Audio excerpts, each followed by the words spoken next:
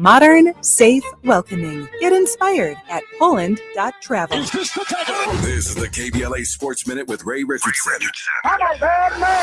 The Lakers won their fourth straight and 50th game of the season Monday night. They beat Cleveland 127-113 at Crypto.com. The surging Lakers are 13-1 in their last 14 games and were 15-2 in March. They also clinched a playoff spot in the Western Conference with last night's win. The Lakers are third in the West behind Oklahoma City and San Antonio.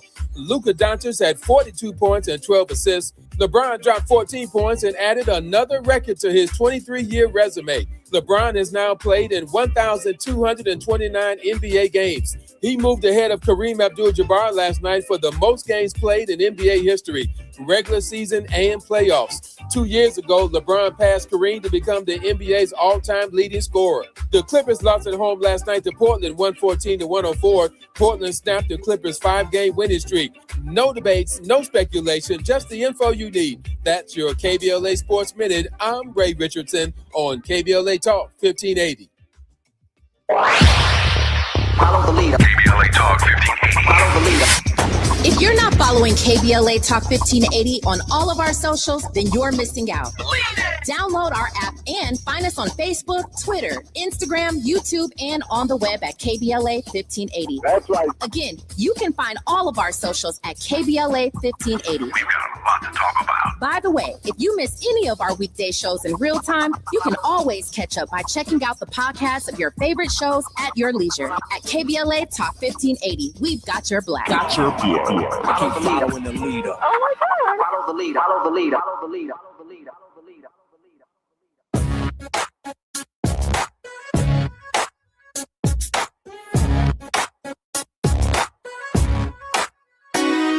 The Jesse Jackson Jr. Show. The Jesse Jackson Jr. Show. The Jesse Jackson Jr. Show. The Jesse Jackson Jr. Show. Come on and talk with me. Come on and listen to me. Come on and talk with me. Come on and listen to me. KBLA Talk 1580. Download the app. I'm Jesse Jackson Jr. Welcome forward to the Jesse Jackson Jr. Show on KBLA Talk 1580.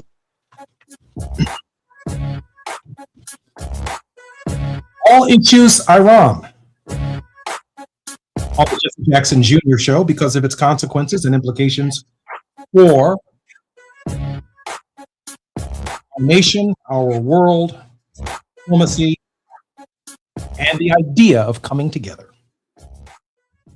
It's Worldwide with Jesse Jackson Jr. on the Jesse Jackson Jr. Show. Our regular contributor, Pernica L. Da Silva, PhD, is an international scholar, practitioner in global affairs, diplomacy, media, peace building, and humanity and human security for 40 years of experiential knowledge and expertise in backroom negotiations in deeply divided societies. Currently, Professor Da Silva lectures at the School of Diplomacy and International Relations at Seton Hall University, and he's also visiting professor at the Faculty of Humanities at Solj Plate University, Kimberley, South Africa.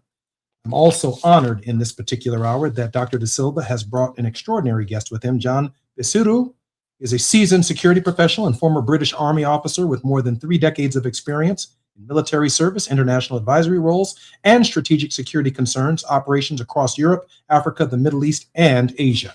Gentlemen, welcome forward to the Jesse Jackson Jr. Show.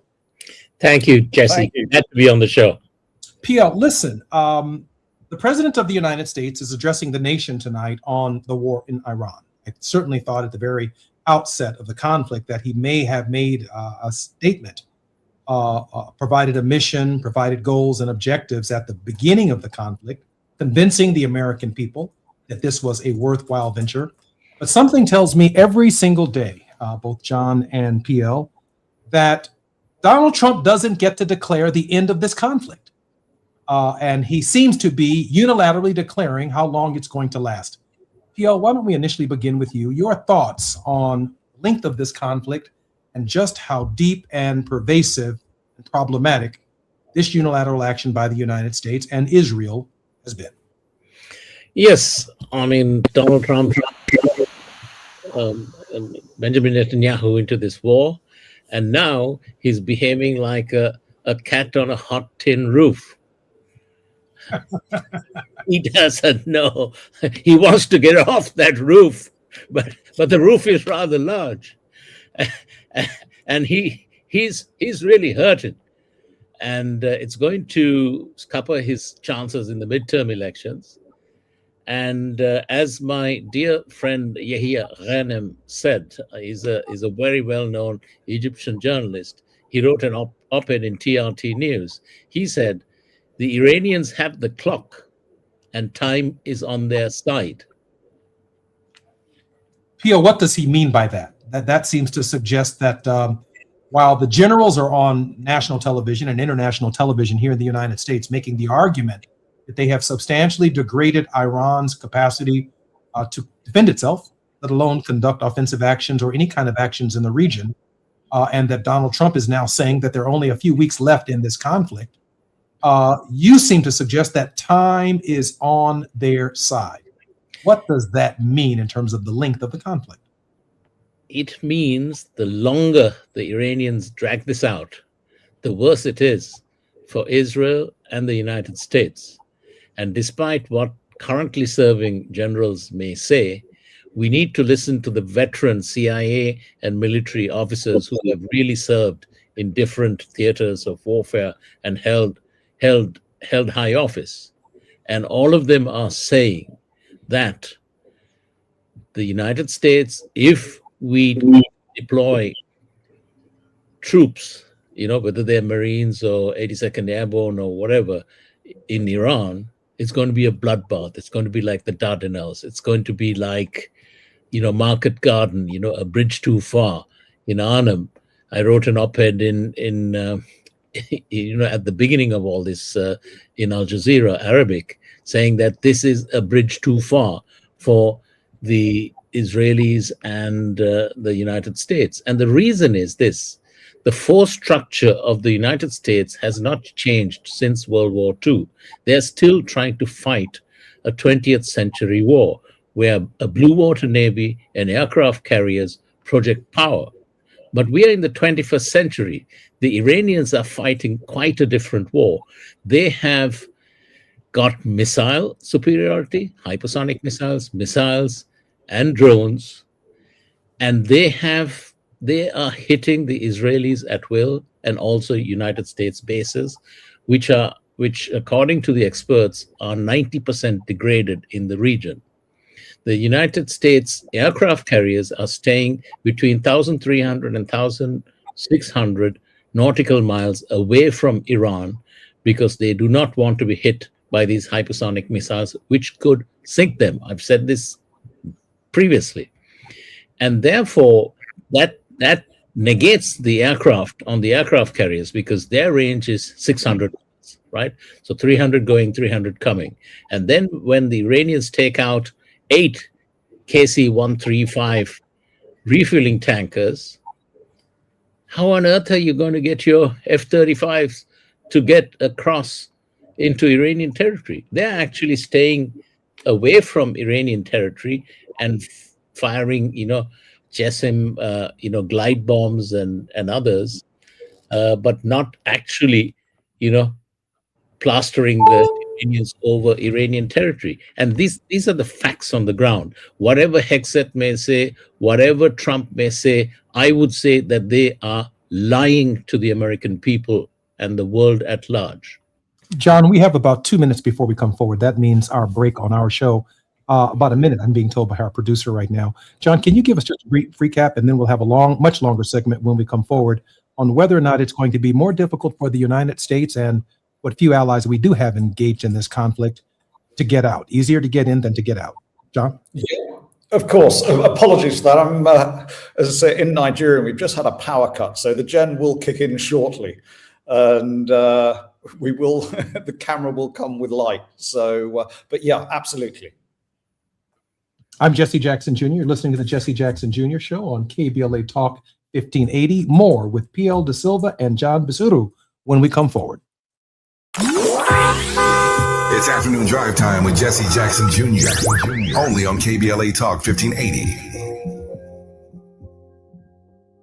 Do you have 3 ex-wives and your current trophy wife wants a life insurance policy 3 times the size of the policies you had to purchase for your previous mistakes? If so, you need to call Big Lou at Term Provider, 800-345-2789. Big Lou is intimately familiar with your problems. And if you're 50 or 60 years old and in reasonably good health, a $1 million policy should only cost about $100 to $200 per month. Big Lou may have a solution for your previous policies as well. You may even save enough money to lighten the load on your new $1 million policy. Remember, call Big Lou. He's like you, except he's only on number 2. Call Term Provider at 800-345-2789. That's 800-345-2789 for $1 million in term life insurance that you can live with. Call Big Lou at 800-345-2789. Ready to celebrate? Hop into Easter festivities with everything you need at Target. First, get ready for your special occasion with 25% off stylish looks. With spring vibes, vibrant colors, and fresh florals, you'll find outfits that match everyone's style. Then, fill up their baskets with endless joy. From select Easter plushies to fun toys they'll love at 20% off. Don't miss out. Make this Easter unforgettable at Target. Indeed presents hires you can't afford to get wrong, like a warehouse operations manager. Where are the forklifts? Sold them. Too expensive. We're using scooters now. So you expect us to move a 2-ton pallet on a scooter? Just lean into it. Put your back into it, people. This is your job for sponsored jobs. This is what happens when you don't sponsor your job on Indeed. Next time, get matched with quality candidates with Indeed sponsored jobs. Visit Indeed.com/hire now and sponsor your job today. Paid for by government. The 1986 to 2021 United States Silver Eagle, the first ever U.S. silver dollar minted in 99.9% pure silver and is the best-selling coin in the world. These original and historic silver dollars have ceased production forever. They will never be minted again. For a limited time only, full pound bags of original U.S. government-struck silver dollars are being released to the public. You can own a full pound of original U.S. silver dollar coins featuring Lady Liberty and the heraldic eagle, never to be struck again. Guarantee. Call now to secure original United States Silver Eagles by the pound. The first U.S. silver dollars ever to be struck in 99.9% pure silver. Plus, receive a free bonus, an American Collector's Pack valued at over $40 and free shipping with every order. Call 1-800-560-6468 now to secure your full pound bag of United States Silver Eagle coins before they are gone. That's 1-800-560-6468. Now back to more of Jesse Jackson Jr. on KBLA Talk 1580. The Jesse Jackson Jr. Show. The Jesse Jackson Jr. Show. The Jesse Jackson Jr. Show. The Jesse Jackson Jr. Show. King Volley, drop the beat. Come on and talk with me. Come on and listen to me. Come on and talk with me. Come on and listen to me. KBLA Talk 1580. Download the app. I'm Jesse Jackson Jr. Welcome forward to the Jesse Jackson Jr. Show on KBLA Talk 1580. Our two very special guests are our regular contributor, Dr. P.L. De Silva and John Bisuru. seasoned security professional and former British Army officer with more than 3 decades of experience. John, let me ask you a question. I don't know who to believe, and I don't think the American people know who to believe either. Now, I believe P.L. De Silva because I know him to be a seasoned security expert and operative, particularly in issues of backroom diplomacy. But John, if you were speaking to the American people tonight, and we're going to have our president addressing the nation, and you had to deliver the truth to the American people, John, what would it sound like? Thank you, Jesse.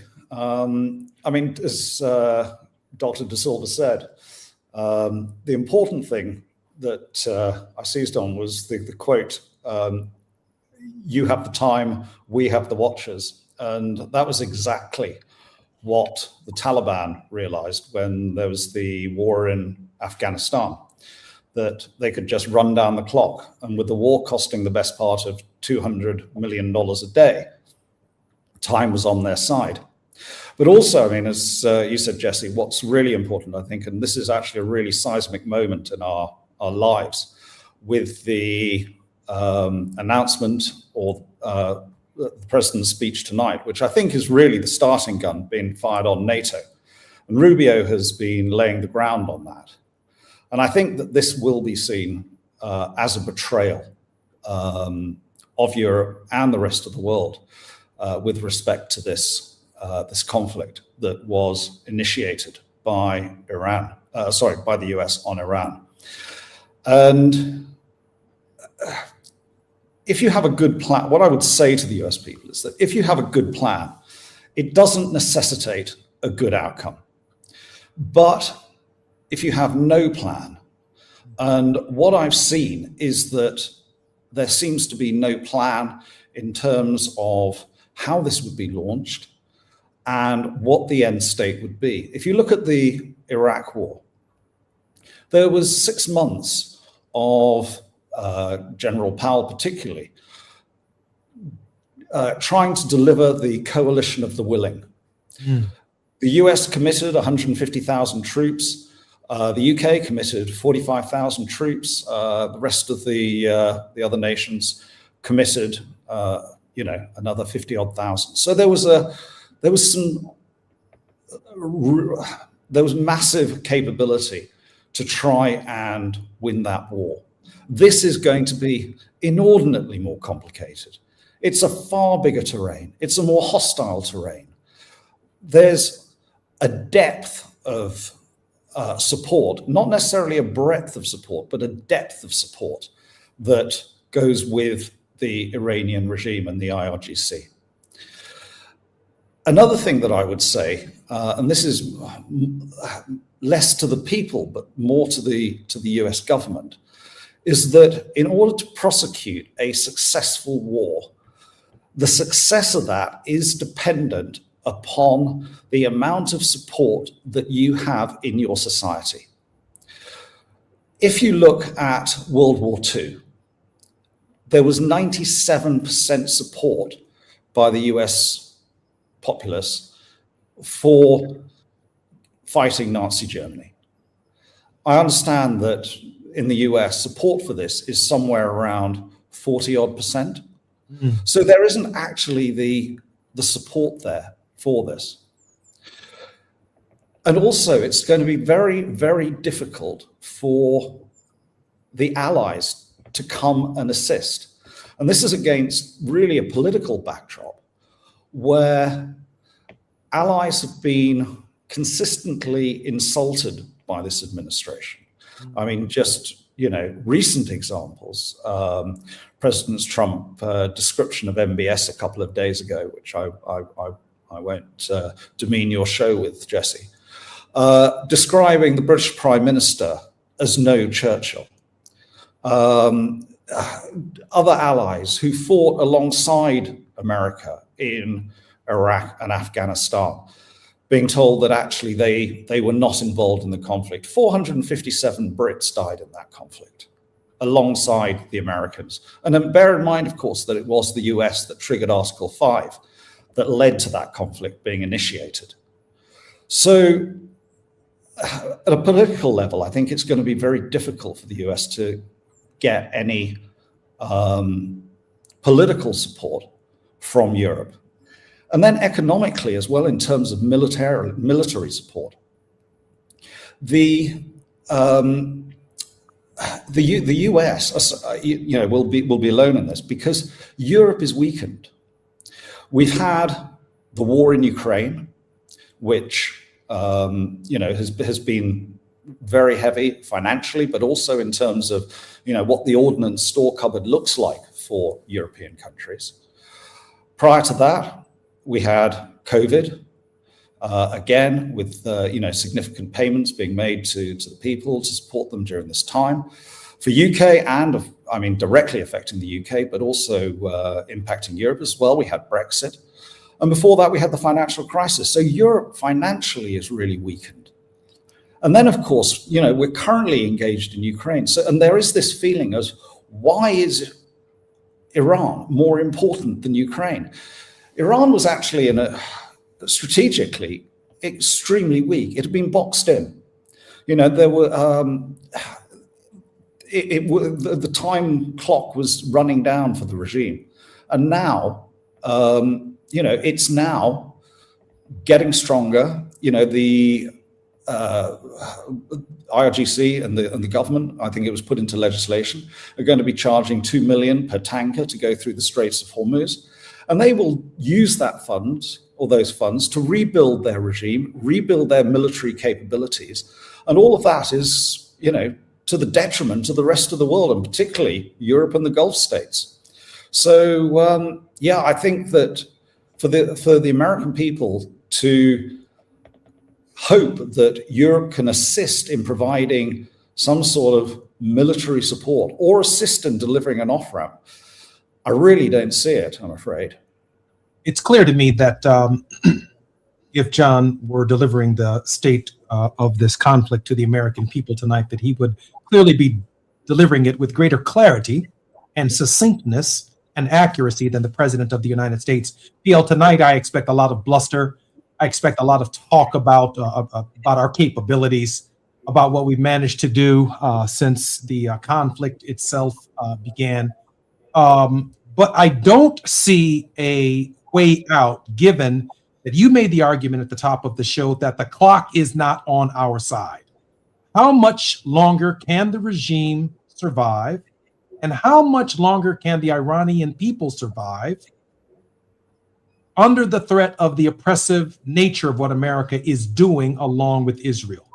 Israel is still a very uncomfortable neighbor in the region, and those politics don't change just because Donald Trump decides to pack up and leave. No, you're absolutely right, Jesse. You're absolutely right. I mean, to address Israel and its capabilities, Israel, for the last decade plus, has been involved in a conflict focused on the Iranian proxies. So the Houthis, Hezbollah, the Assad regime, etc. And that has taken, and obviously Gaza, and that has really taken its toll on the Israeli military. And a couple of days ago, there was a statement made by, I think, the head of the IDF, stating that they were at breaking point. They were exhausted. They do not have the capacity to continue to prosecute this conflict. They called up 300,000 people. I understand that there was a 35% no-show in terms of those reservists that were due to attend. Subsequently, there was another call-up of 400,000 reservists. There was, again, a similar level of no-show. So I think that whilst this war in Israel started off to be a popular war, there were questions raised about how the war was being prosecuted in Gaza and the Lebanon, but Iran was seen as an existential threat to Israel. And so consequently, there was this initial support, but they assumed they would be living under the protective umbrella of David's Sling, Patriot, and other missile defense systems. Iron Dome. Iron Dome, exactly. You know, the other Arrow 1, Arrow 2, all of these systems that would, but those have now been exhausted. Iran has followed the strategy that Russia did in the Ukraine war, that you have missile superiority, and it's not about air superiority, it's about missile superiority now. And you saturate their air defenses. So a Shahad drone is $20,000 to $30,000 to build, but it's a $4 million effort to bring it down. You require 2 missiles, each costing around $2 million. So that's going to, you know, the economics are there in terms of how sustainable that is, as well as the manufacturing capacity to bring to deal with those. And that's been evidenced, you know, the weakness there by South Korea being stripped of its Patriot batteries. I think Germany's also been hit as well in terms of the ordnance that they've has been pulled out through Ramstein into to support Israel. So, you know, Europe and NATO, those, you know, the eastern front of NATO has in effect been stripped bare. So, yeah, it's the missile superiority is there, and that is what Russia has successfully done. But also, you know, you need to understand, you know, I say amateurs talk tactics, professionals talk logistics. That's the old saying. And to undertake a war like this, you require 3 times the manpower. You require 5 times the platforms, artillery or whatever, you know, other systems, and 16 times the ammunition. You know, those are the old rules of thumb in order of how you are going to mount an offensive operation. And I just don't see Israel or the US having that. Iran is vast.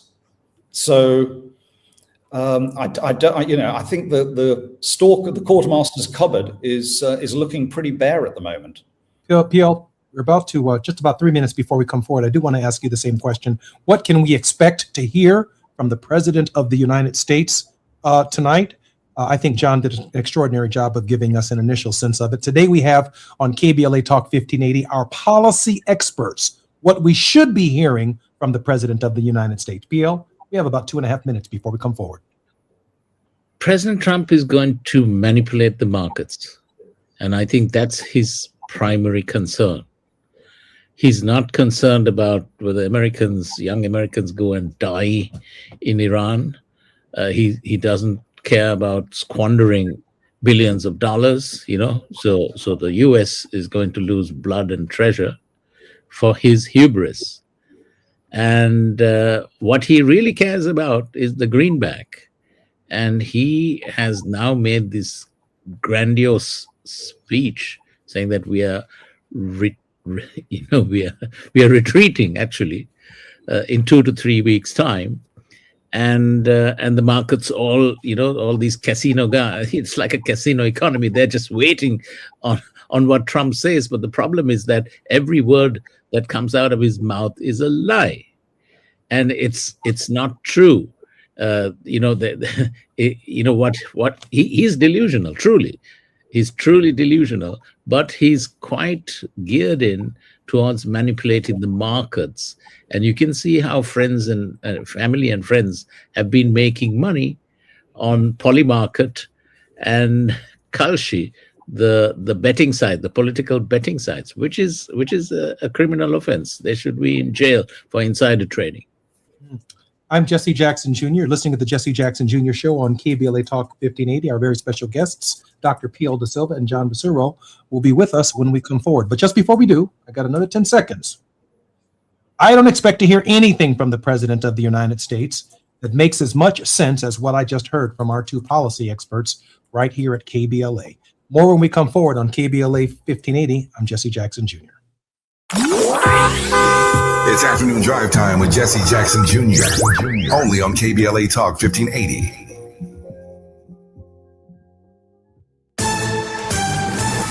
I'm Amber Payton with BIN News Now. NFL Commissioner Roger Goodell says the NFL will continue enforcing the Rooney Rule despite a potential lawsuit from Florida's Attorney General. The Rooney Rule's been around a long time. We've evolved it. We've changed it. The policy requires teams to interview minority candidates for top jobs, and Goodell says the league plans to engage on concerns that it could lead to race-based decision-making. Black Los Angeles Mayor Karen Bass has unveiled a new 53-unit affordable housing project for veterans in West LA near the VA Medical Center. The development is part of a larger push to expand housing, with thousands of units underway through her initiative to streamline approvals. And rapper Megan Thee Stallion is recovering after becoming ill during her Broadway performance Tuesday night. She was taken to a hospital where doctors treated her for exhaustion, dehydration, and low metabolic levels. Her team says she has since been discharged and is expected to return to the show Thursday. Get BIN News now on demand 24/7 on the iHeartRadio app.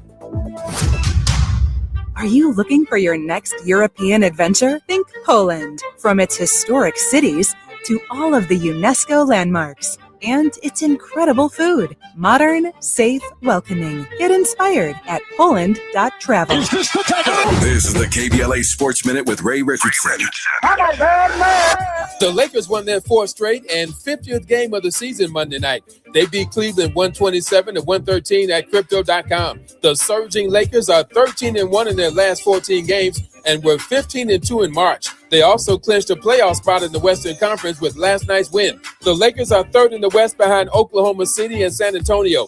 Luka Doncic had 42 points and 12 assists. LeBron dropped 14 points and added another record to his 23-year resume. LeBron has now played in 1,229 NBA games. He moved ahead of Kareem Abdul-Jabbar last night for the most games played in NBA history, regular season and playoffs. 2 years ago, LeBron passed Kareem to become the NBA's all-time leading scorer. The Clippers lost at home last night to Portland 114-104. Portland snapped the Clippers' 5-game winning streak. No debates, no speculation, just the info you need. That's your KBLA Sports Minute. I'm Ray Richardson on KBLA Talk 1580.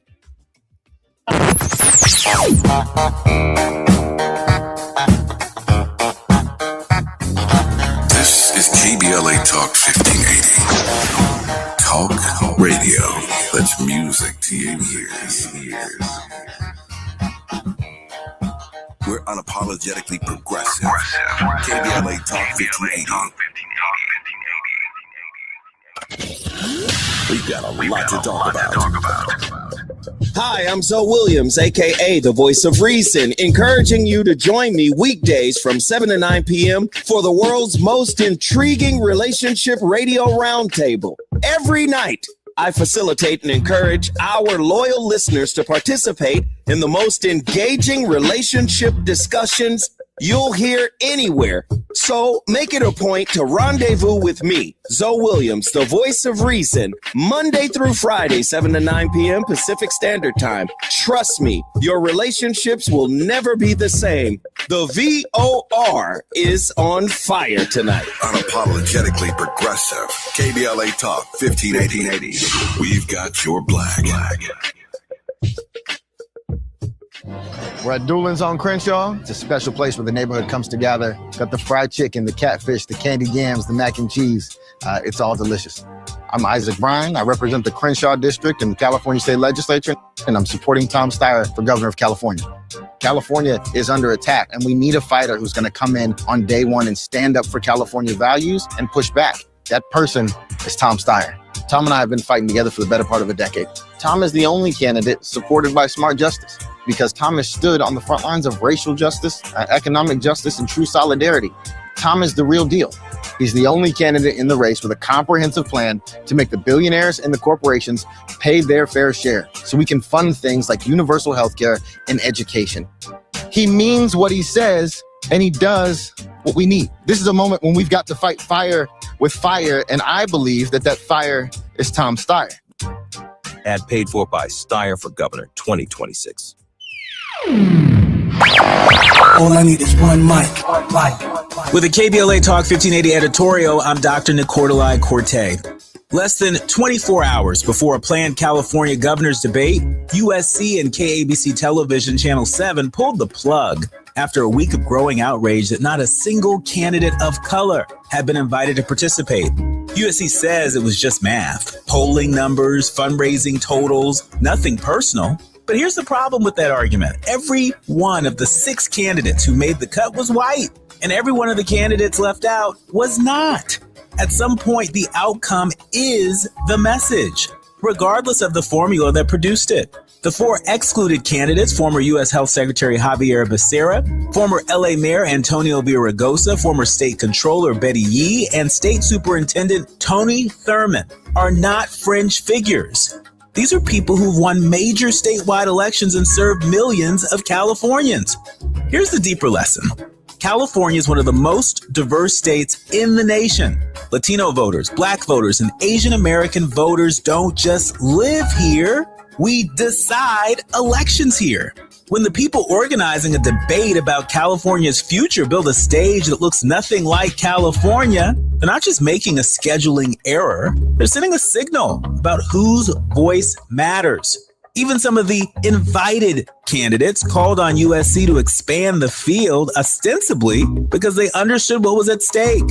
That said, it is worth noting that none of the invited candidates had the courage to stand in solidarity with people of color and bow out of participating in the debate. But we'll leave that alone for now. Canceling the debate was not a victory. It was damage control. The real lesson is that diversity cannot be an afterthought in the criteria. It has to be baked into the thinking from the very beginning. Voters of color are not a special interest. We are the electorate. With the KBLA Talk 1580 editorial, I'm Dr. Nicordelai Corte. As always, we welcome your feedback.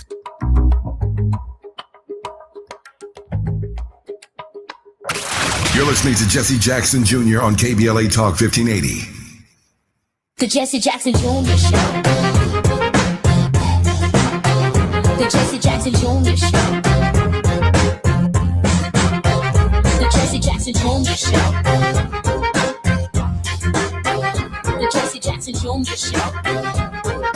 King Quality drops the beat. Come on and talk with me. Come on and listen to me. Come on and talk with me. Come on and listen to me. KBLA Talk 1580. I'm Jesse Jackson Jr. Welcome forward to the Jesse Jackson Jr. Show. P.O. Da Silva is a regular contributor at Al Jazeera Net, Q News, Cairo, Egypt Satellite TV channel broadcasting in English 24/7, Al Kahira News, Cairo, Egyptian Satellite TV channel broadcasting in Arabic 24/7, Interpress, NIPS, and Depth News. Dr. Da Silva, welcome forward to the Jesse Jackson Jr. Show. Thank you, Jesse. Glad to be on the show. And John Basiru, after completing a master's degree in defense economics at the University of York in 1997 and further training in finance and business management at the University of Westminster in 1998, John moved into the private security sector. John, welcome forward to the Jesse Jackson Jr. Show. Thank you, Jesse. It's a pleasure. Gentlemen, we have about 6, maybe 7 minutes in this segment before we come to the top of the show after our next break. I did want to ask this question since PL raised it about the president's speech likely tonight having something to do, obviously, with bluster and lies, but also with market manipulation. It's clear to me, John, in this conflict that the Iranians do not have the ballistic capacity to reach the continental United States. So that's not necessarily something that we're talking about. Obviously, they can strike out at our allies in the region. According to Dr. Da Silva and yourself, great damage is actually occurring to our interest in the region as a result of the vastness of Iran. But they also have something that we haven't quite seen before, a third world country that too is interested in market outcome. And so when we think about Kharg Island, we think about the Marines who the Iranians have suggested they are going to burn should they enter or land on Iranian territory. And we think about the number and percentage of oil that actually hits the global market through Kharg Island and the size of Kharg Island. Is it quite possible that the Iranians are setting a trap for the Americans and for the global economy should the Americans land on that island? John? Absolutely. I mean, the ramifications of this are going to be so significant. I mean, just to revert back to your initial comment, Jesse, the old saying, and it's, I don't think, ever been truer than it is today, that the first casualty of war is always the truth. And, we really are seeing that. But in terms of what is going to happen, should the Americans commit further, and also the impacts on the rest of the world, I think it's fair to say that the immediate shock that we're seeing now is essentially on the oil and gas markets. Sorry, we've lost power. But I think what we also need to realize is that there is going to be a much deeper shock that's going to come from the lack of movement of downstream chemicals, which are used in fertilizer, and also the subsequent industrial disruption that's going to result from that. You mentioned also that Iran's ballistic missiles are unable to reach the US. And that's absolutely true. But as Dr. De Silva said, the most important thing to this administration are the financial markets and the infrastructure that has been devastated in the Gulf region. The oil infrastructure and other facilities, port facilities, transport facilities, air hubs, financial infrastructure. That is going to take a significant amount of time to be rebuilt. But even when that's rebuilt, the other impact is credibility. And I think that the US will have lost credibility with its allies and around the world. So whilst the Gulf is carrying at the moment the greatest pain, Europe and the rest of the world will still feel the financial aftershocks of this. So, and also, I mean, the other thing to remember is, the US has a very, very significant military-industrial complex, which, it's developed over decades. But the reason that industrial complex has become so powerful and matured in the way it has is that people generally buy weapons from those that they fight with. And the US has always been seen as a reliable and trusted ally. And I don't see that being the situation anymore. So whilst Europe and other countries may well spend much more on defense, reaching their 3% GDP targets on defense, I see an ever-shrinking percentage of that being spent on US products. And that was also a bit of the quid pro quo with Europe and America's allies, that, we didn't spend quite so much of our GDP on defense, but what we did spend, a significant proportion of that went to the US. And I think that as this war accelerates, which I think it will, because you need two parties to agree a truce, and we'll see. And Iran shows absolutely no interest in participating in a peace process.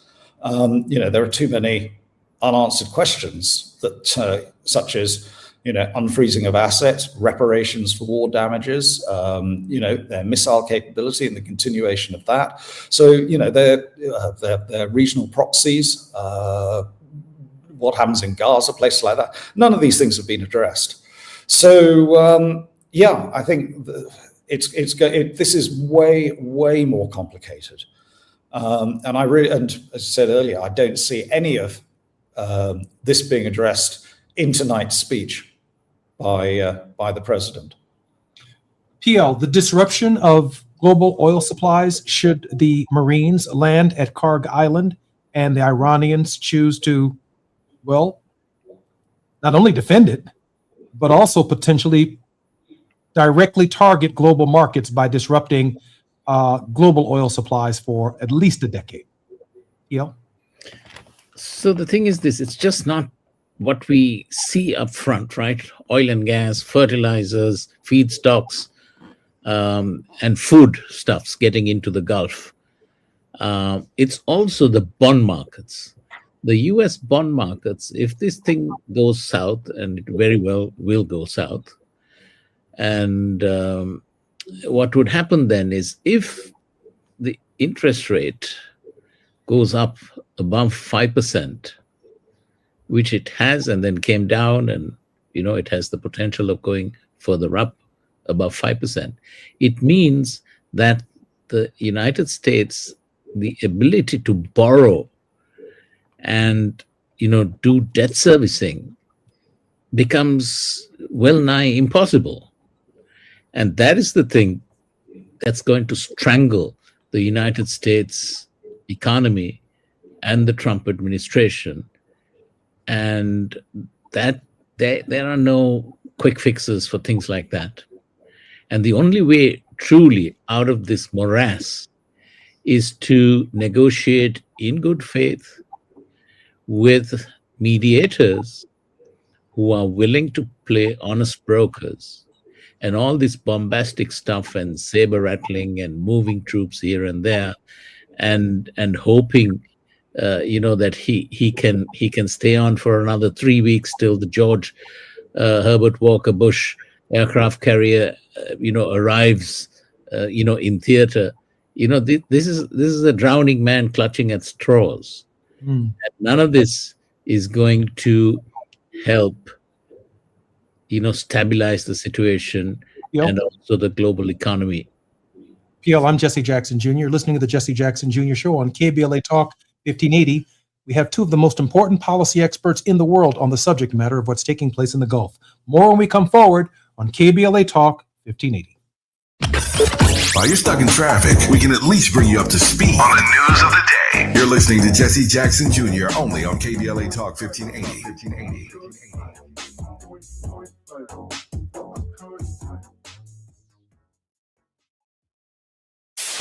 KBLA Talk 1580. We've got a lot to talk about. KBLA Talk 1580, connecting you with services and solutions. The Michael's Daughter Foundation is dedicated to inspiring youth and resilience through storytelling, arts, filmmaking, and enrichment programs for youth and families in under-resourced communities and system-impacted individuals. The Michael's Daughter Foundation is a 501c3 nonprofit providing free and low-cost arts programs to youth and families from under-resourced communities, both system-impacted youth and those affected by the incarceration of a loved one. 1 in 43 children in America have a parent incarcerated. 70% of those children are expected to end up in prison. Through filmmaking, animation, theater, and writing, they help young people express themselves, build confidence, and imagine new possibilities. Beyond the arts, they offer financial literacy workshops, emergency support, and scholarships. Because thriving takes more than talent, it takes access. To learn more about the impact of Michael Daughters Foundation and how you can be a part of the movement, please visit their website, michaelsdaughterfoundation.com. This is a community call to action from KBLA Talk 1580. Getting around LA doesn't have to cost a lot. Metro has fares that fit every budget. 20 free rides for qualified riders through the Life Fare program. Free passes for students with GoPass and affordable options for everyone in between. Wherever you're going, Metro's got you covered. Visit metro.net/fare programs. What if your rooftop could earn you money every year? With LADWP's Solar Rooftops program, you can get solar panels installed and maintained on your home at no cost and earn up to $900 a year. That's up to $18,000 over 20 years. There are no upfront costs, no credit checks, and no annual fees. Plus, you'll help power Los Angeles with clean local solar energy and reduce reliance on fossil fuels. Make your rooftop work for you. Apply today at ladwp.com/solar rooftops. KBLA Talk 1580. We've got a lot to talk about. Tired of being locked out of job opportunities and shut down by systemic racism? KBLA Talk 1580 stands with you in fighting for the rights of black workers, and we don't black down. The Los Angeles Black Workers Center is a dynamic alliance of workers, organized labor, community-based organizations, clergy, students, and scholars working collectively to improve the position of the black working class. The LA Black Workers Center takes a comprehensive approach to addressing the black jobs crisis. Their programs promote access to quality jobs, racial equity in hiring and retention, discrimination-free job sites, and they prepare black workers for employment in high-wage career track jobs. The LA Black Workers Center supports workers who need help protecting their rights on the job. They give workers access to quality jobs and remove systemic barriers to employment. And they are advocating for a fair deal for Black workers in the new Los Angeles City Charter. To sign up for free career readiness training, get involved in organizing, or learn about union apprenticeship programs and trade registries, please visit lablackworkercenter.org. That's lablackworkercenter.org. Together, we can beat the Black jobs crisis and build a more equitable Los Angeles. This is a community call to action from KBLA Talk 1580. Now back to more of Jesse Jackson Jr. on KBLA Talk 1580. The Jesse Jackson Jr. Show.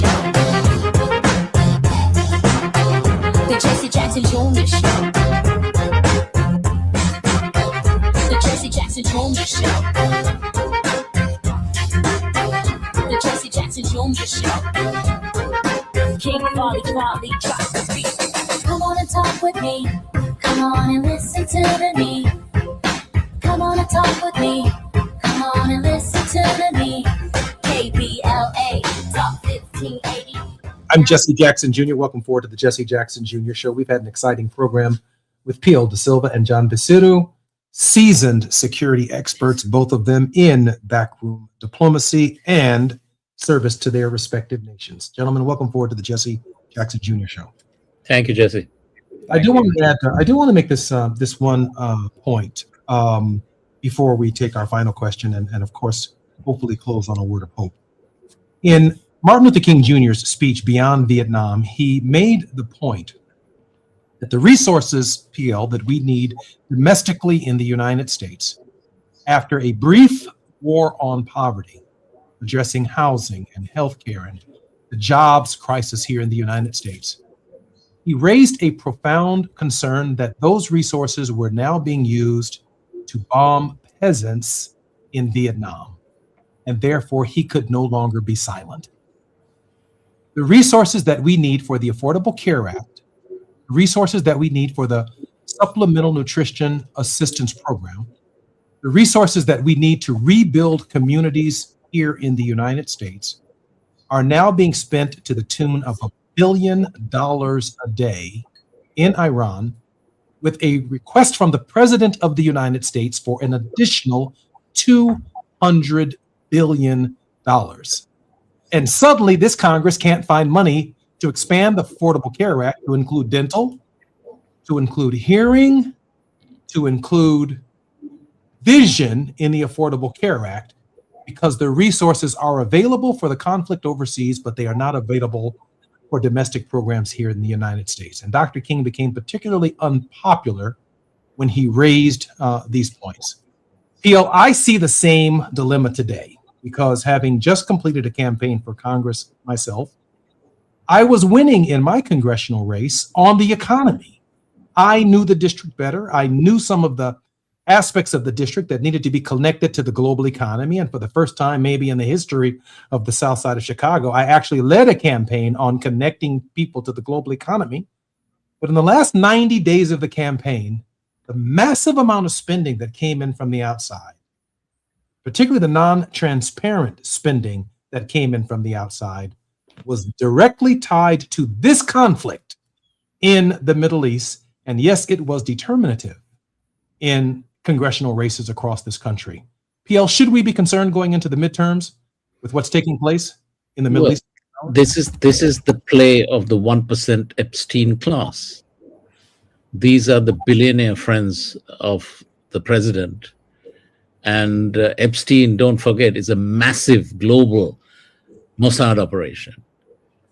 Because no one man could have created such a vast network to penetrate the United States government from top to bottom, and also the royal families of Europe and the UK, and also their parliaments and their parliamentarians and prime ministers, and their army commanders, if I'm just thinking about Norway.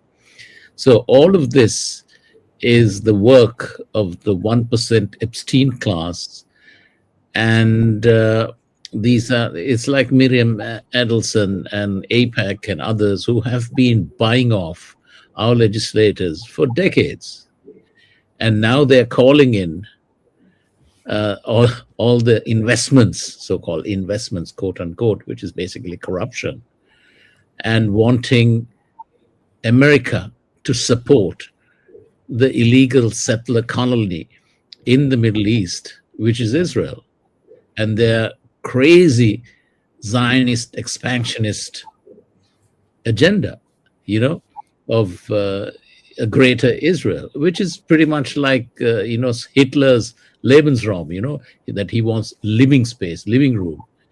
And it's the same kind of blood and soil, Blut und Boden, that the Nazis waged, that the Zionists, the extreme right under Netanyahu, are waging in trying to kill all the Palestinians, kill the Lebanese, kill the Syrians, the Afghans, and the Iranians. I mean, there's no. It's so short-sighted and doomed to failure, but they are messianic and crazy enough to go through with it. Mm-hmm. Let me ask John our final question, if I might, PL.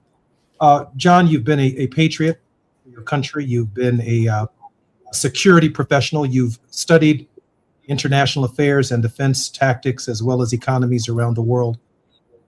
Is there hope in this moment for the idea of diplomacy and multilateralism in resolving conflicts in the general area of peace and justice? John, our final thoughts with the final 4 minutes of our program. Sure. Thank you, Jesse. As at the moment, in order for negotiations to occur, there has to be trust between the parties. And when negotiations were happening the last time, when the US used their B-2 fleet to strike Iran's nuclear facilities, negotiations were underway. There were talks. And it's the old adage, fool me once, shame on you, fool me twice, shame on me. So I think it will be very difficult for Iran to actually trust the US in any negotiations. Then, of course, you've got to find a mediator. The Pakistanis have come forward as possible mediators, but I think there's a level of distrust between Iran and Pakistan over and I think that originated from the vessels that Iran let out through Pakistan, but actually found their way to the US. And the other mediator in the region, Qatar, obviously has been embroiled extensively in this conflict, with its LNG plants being damaged. That I think is going to be, near enough $20 billion to rebuild, plus the time that it's been down, which will be, years. And there's obviously the opportunity cost and lost revenue that goes with that. The Omanis or the Turks are possible negotiators in this, and we can only pray that that a peaceful way can be found forward to end this conflict. But the other thing is that it's really not in Iran's interest for this to happen. They've humiliated America. Really sad as I am to say it. In terms of how this conflict has unfolded, they are in the ascendancy, whether we like it or not. They are now receiving revenues, letting ships through the Straits of Hormuz. Any dissent in Iran is not really talked about now. So they are in a very, very strong position. So and to come back, to how we opened the show, the Americans have the watches, Iran has the time.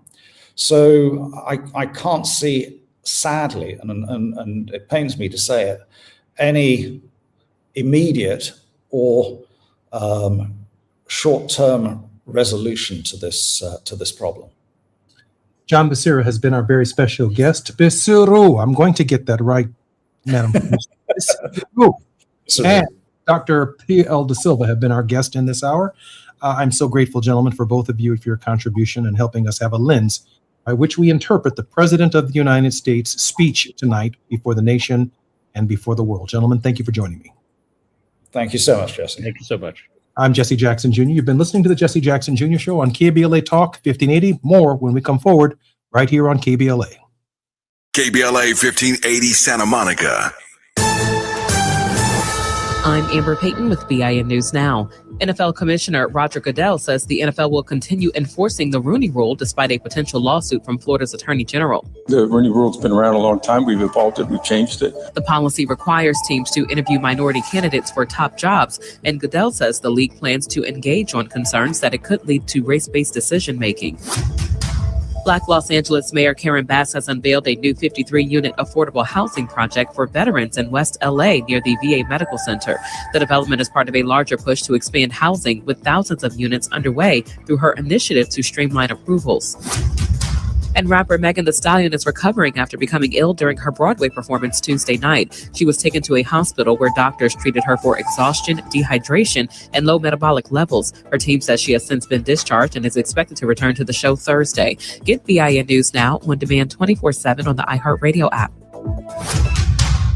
Are you looking for your next European adventure? Think Poland. From its historic cities to all of the UNESCO landmarks and its incredible food. Modern, safe, welcoming. Get inspired at Poland.travel. This is the KBLA Sports Minute with Ray Richardson. The Lakers won their fourth straight and 50th game of the season Monday night. They beat Cleveland 127-113 at Crypto.com. The surging Lakers are 13-1 in their last 14 games and were 15-2 in March. They also clinched a playoff spot in the Western Conference with last night's win. The Lakers are third in the West behind Oklahoma City and San Antonio.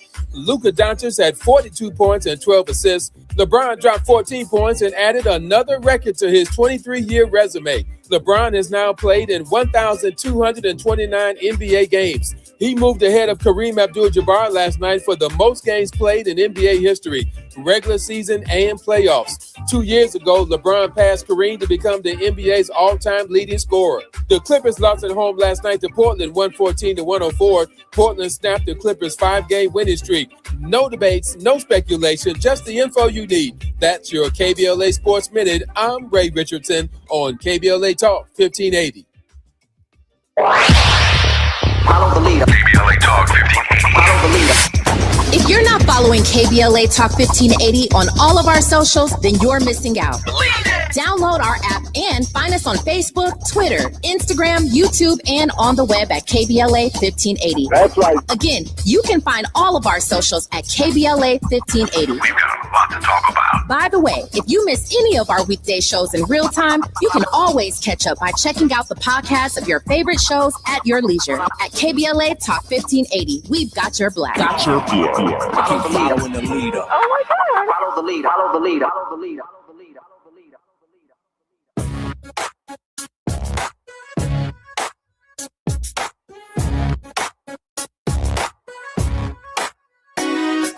Jesse Jackson Jr. Show. Oh, oh, oh, oh, oh. The Jesse Jackson Jr. Show. Oh, oh, oh, oh, oh. The Jesse Jackson Jr. Show. Oh, oh, oh, oh, oh. The Jesse Jackson Jr. Show. Oh, oh, oh, oh, oh. Come on and talk with me. Come on and listen to me. Come on and talk with me. Come on and listen to me. KBLA Talk 1580. Download the app. I'm Jesse Jackson Jr. Welcome forward to the Jesse Jackson Jr. Show on KBLA Talk 1580.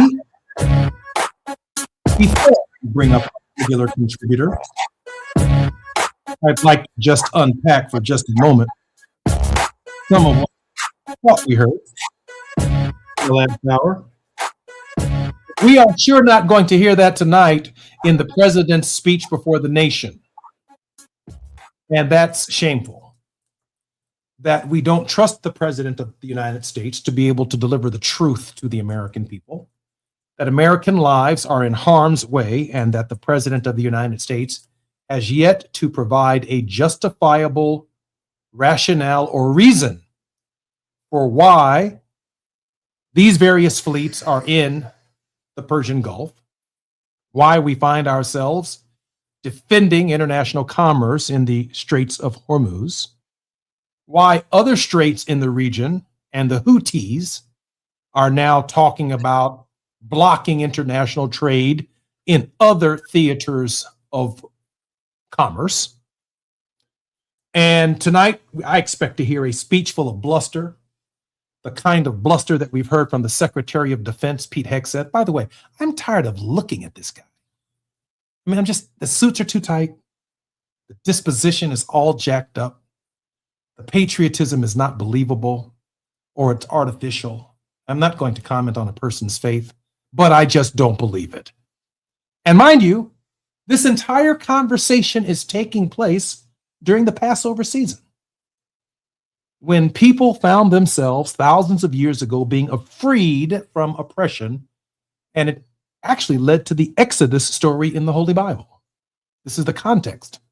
And on the Christian side of the equation, the brown-skinned Jewish liberator named Jesus of Nazareth will be crucified tomorrow in the Christian calendar and resurrected on Sunday. Do you think the President of the United States will even reference the high holy season that we are in his remarks tonight to the nation? Is he even paying attention to the Passover,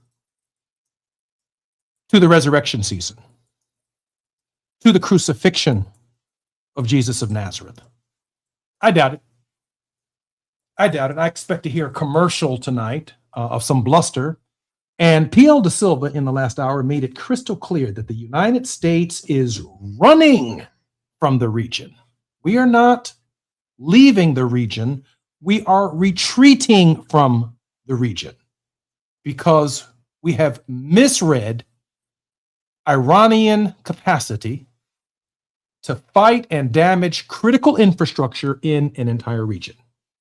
In this hour, I'm particularly honored that joining me in conversation will be none other than Dr. S. Todd Eury. Dr. Eury is both a minister with a PhD and a lawyer. He practices in courts and courtrooms across the United States, as well as preaches every Sunday morning. I often say that he has one foot in reality and the other foot in both the church, grounded in faith and justice. Dr. Eury, welcome forward to the Jesse Jackson Jr. Show.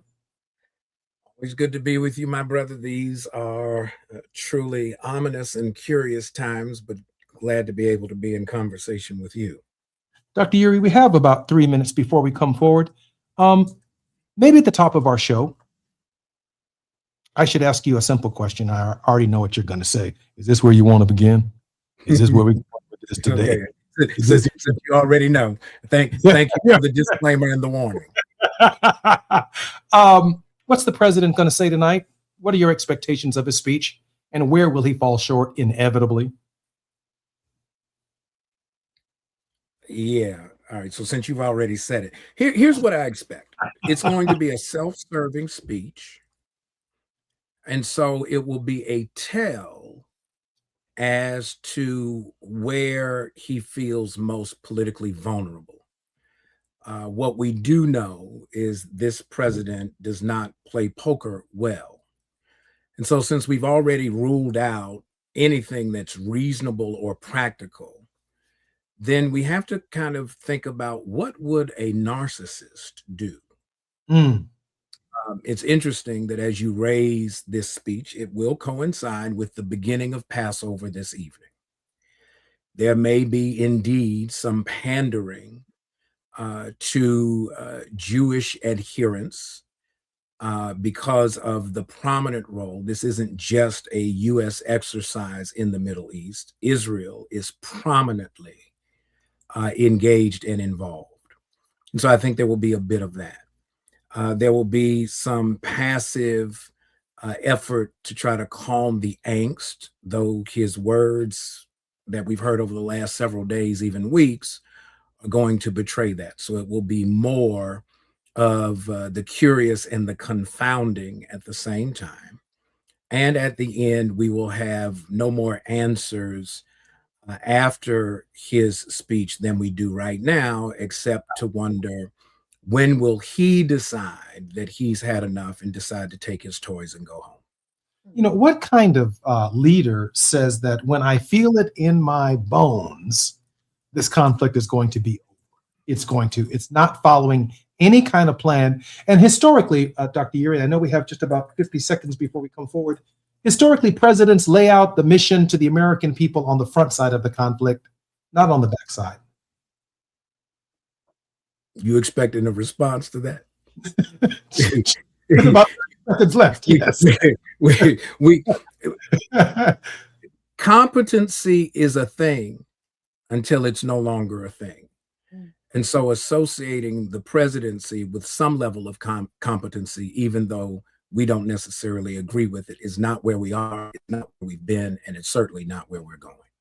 We expect much more from Dr. S. Todd Uri, who's one of the great contributors on the Jesse Jackson Jr. Show. So grateful for his leadership, his clarity, his moral vision, and the fight that he continues for justice, not only domestically, but around our world. I'm Jesse Jackson Jr. You're listening to the Jesse Jackson Jr. Show on KBLA Talk 1580. More with Dr. Uri when we come forward.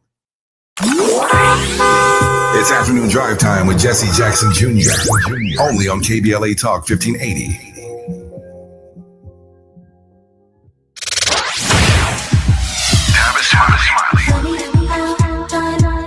They say time flies when you're having fun. The founding members cohort is now officially over. Hard to believe. It's been a joy sharing what I've discovered after nearly 40 years of conversations with presidents, cultural icons, and game changers in every field of human endeavor. If you missed the first cohort, the good news is that we're already planning the next one. Now, the seats will be limited, and those on our waiting list will receive exclusive early access and special discounts not available to the general public. So, if you are ready to transform the way you connect, lead, and build trust, do not hesitate. Go to TavishTalks.com and join the waiting list today. That's TavishTalks.com. The next cohort is coming. Make sure you are in the room. I'm Tavish Smiley, and I hope to see you there.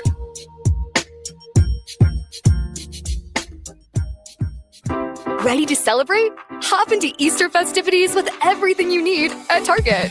First, get ready for your special occasion with 25% off stylish looks. With spring vibes, vibrant colors, and fresh florals, you'll find outfits that match everyone's style. Then, fill up their baskets with endless joy. From select Easter plushies to fun toys they'll love at 20% off. Don't miss out. Make this Easter unforgettable at Target. Indeed presents hires you can't afford to get wrong, like a warehouse operations manager. Where are the forklifts? Sold them. Too expensive. We're using scooters now. So you expect us to move a 2-ton pallet on a scooter? Just lean into it. Put your back into it, people. This is your job for sponsored jobs. This is what happens when you don't sponsor your job on Indeed. Next time, get matched with quality candidates with Indeed sponsored jobs.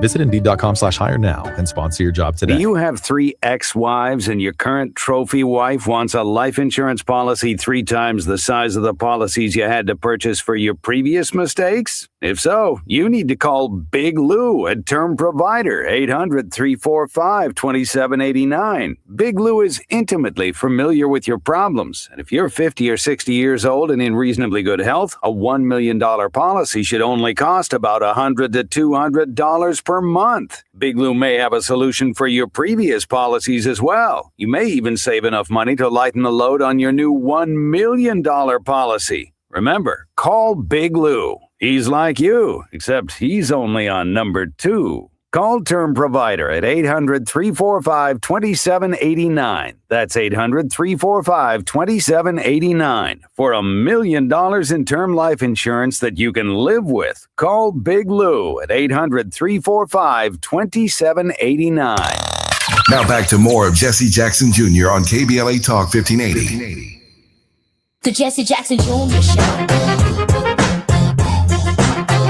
The Jesse Jackson Jr. Show. The Jesse Jackson Jr. Show. The Jesse Jackson Jr. Show. King Volley, drop the beat. Come on and talk with me.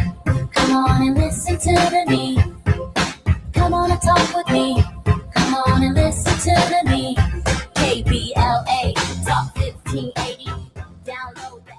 I'm Jesse Jackson Jr. Welcome forward to the Jesse Jackson Jr. Show. Dr. S. Todd Eury, a civil rights attorney, public policy advocate. Dr. Eury holds a deep belief that honest dialogue creates opportunities to form strategic partnerships that strengthen families and communities. He was a senior advisor to the late Reverend Jesse Jackson and a member of the board of the National Action Network under the leadership of Reverend Al Sharpton. Dr. Eury, welcome forward to the Jesse Jackson Jr. Show. We've jumped in the deep end of the pool. Good to be with you. Hopefully, I won't have to try to forecast insanity as with your first question. I'm going to throw you a life raft. On the 405, the 101, the 10, the 110, the 5, and the 118, if you just take a moment, even if you're in Chicago on the 94, the 80, I-57, I-294, and I-55, and look at the gas meter, if you will, in your car, and these decisions that you're making to only add a quarter of a tank or to add a half a tank or to fill up, gas on the West Coast is about $6 a gallon. In some parts of Chicago, it's $4, $4.50. In other parts of the country, it is expected to spike and continue to rise as gas approaches more than $100 a barrel. And yet, Todd, when I ran for office most recently, the issues of affordability were at the heart, Todd, of my primary campaign. Issues of speaking about cost of eggs, the cost of bacon. Our previous guests have made the case between fertilizer that comes from petroleum products in the Strait of Hormuz. Is it likely or not likely that the President of the United States will address issues of affordability and the relationship between his behavior and what he has done to make life more unaffordable for the American people with his preemptive strike and actions? Well, first answer that comes to mind is the one that we are taught early in law school is the answer to every profound question, and that is, it depends. And here's what it's dependent upon. Where has this president calculated his needed response to serve his primary and in many instances singularly identified self-interest? What we've heard recently is the temporary spike in prices. I think you may have heard it yesterday or the day before when he did the press conference. He was asked about $4 gas. We haven't seen $4 national average gas since 2022 coming out of the global pandemic. And there was great uproar about inflation and the fact that the supply chain had been backed up during COVID and not started sooner, and that we were seeing these inflationary pressures become very real. Now what we're hearing is a curious justification. Here, Jamie Dimon, as the CEO of JP Morgan Chase, say that what we have now is less of a global threat to our existential reality. And so this temporary disruption around affordability is reasonable. It's curious to me how now we have such public pandering from corporate leaders around what everybody knows is reckless conduct on the world stage, where you will start a war without legal authority, without clear justification, without identified outcomes that you're looking to achieve, and without a message to the people that you're supposedly starting this conflict for in the first place. And so what we're listening for tonight is answer D, all of the above. What is he going to say? Who is he going to address? What is going to be the substance? And then what's going to be the answer to the question, so what, when the speech is over? Its impact from your perspective, Dr. Eury, I don't know anyone who's traveling the country more than you are, making the case for why people should be voting this coming November and in Democratic primary processes. Is it your sense that they will either vote the economy, their pocketbooks, or are they going to vote for this conflict? Where do you see, we've been told by Bill Clinton, we've been told by James Carville, it's the economy, stupid. Well, I thought it was the economy too. I hung around the economy. in my own campaign. But this war came right to the footsteps, or the doorsteps, if you will, of every single resident in our campaign, in our constituency, and it was brought, to their front doorstep largely by the American Israeli Political Action Committee. So we have to remind ourselves that there are multiple audiences in the same conversation.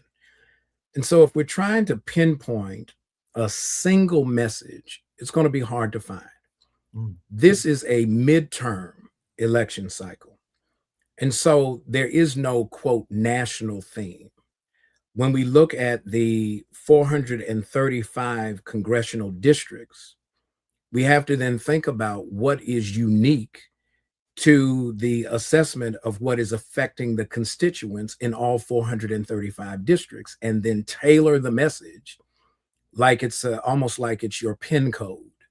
It may be the war in some districts. It may be affordability in others. It may be 1, 2, 3, 4. Do you know what are the ingredients to this cake that we're trying to bake? And then make sure that that message speaks to the baker, not just the buyer. And so we keep asking folks to vote their interests, but then we decide for them what that interest ought to be. And that's the most reckless approach to a midterm election when you're trying to avoid giving a president who already has no guardrails in unified government, right? There's no check on him. This Republican Party is not questioning his abuse of authority. And though we applaud the nature in which this Supreme Court questioned his lawyer today about birthright citizenship to the point where he got frustrated and went back to his safe place, which is Truth Social, to say it's stupid that we're the only country in the world that has birthright citizenship. He doesn't even understand why the United States positions itself and postures itself to be distinct from other countries. And so in this moment, we have to make him answer all of the questions, not just one or two. He's got to deal with affordability. He's got to wrestle with what is the just position in this country about how this government chooses not to prosecute convicted or not to pursue charges against those who have been charged. Police officers in Louisville, Kentucky, in the death of Breonna Taylor. He then pardons over 1,000 people who you can't miss. They weren't taking a tour that day on J6. He even mentions J6. He's bold enough now to be able to say he had courage to pardon those who did unpardonable things. We cannot just go into this speech tonight expecting him to answer a thing. We got to hold him accountable for everything that falls within his purview, since he decided he wanted to be president of the United States. To your point, Dr. Uri, our mutual friend and a woman that you've worked with for decades in the social justice movement, Barbara Arnwine, was our guest on the program. And I shared with her, one, congratulations on the sheer size of the No Kings marches, which she has been a lead and critical organizer in since the inception of the No Kings protests. But I shared with her that what I found particularly amazing and very mature is that what started out as a No Kings One against tyranny then evolved to take into account contemporary issues that expanded the march beyond just tyranny to the real-time things that were happening by the tyrant. And then by the time we got to No Kings 3, we saw people carrying signs memorializing Alex Preddy and Nicole Good, and talking about immigrants and how they have been mistreated, and how the message itself, if there's anything to be learned from this, as the crowd begins to swell, to your point, it is multiple issues in these districts. There is no single Democratic message, but across 3 different No Kings marches, we've seen not only the growth and expansion, if you will, of a kind of rainbow coalition, but there's also been a rainbow coalition of ideas and thinking, because that which may compel me to participate in a No Kings march may not be the same thing that compels someone else to participate in a No Kings march. but in the final analysis, the marches are getting larger because all of our interests are beginning to be represented, and it points in one direction, that the vote that we have in the primary elections is sacred, that there is a serious challenge to democracy at this hour, and it's led by this administration and this absent Congress. Dr. Uri. I think you're muted, sir. They go in their offices that we pay for every day. They just Yes, don't sir. do anything.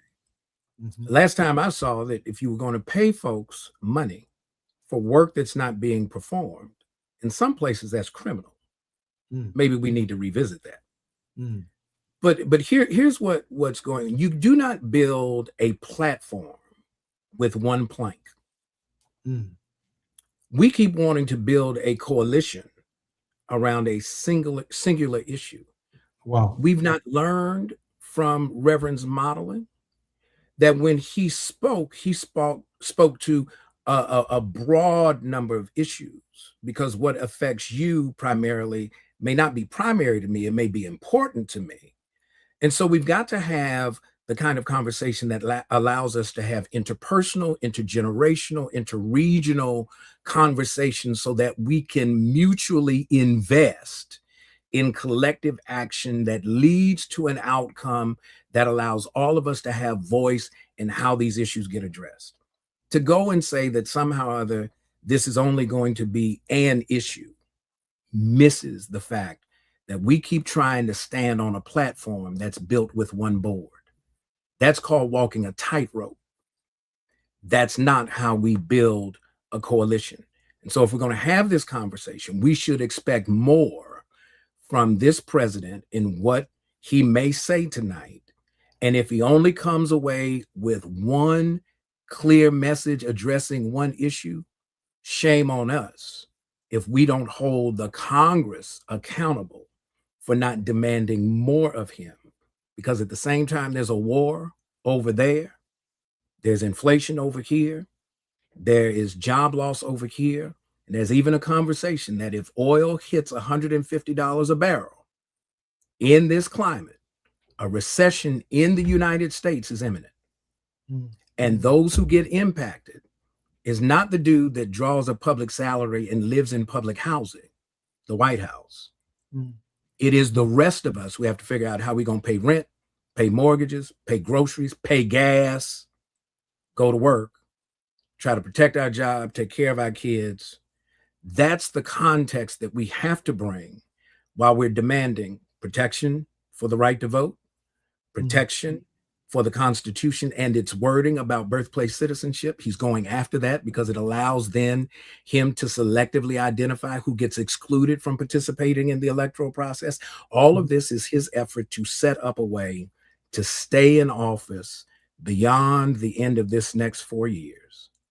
It's a setup. Anybody that you talk to on the streets, hustlers who hustle for a living, know what this is all about.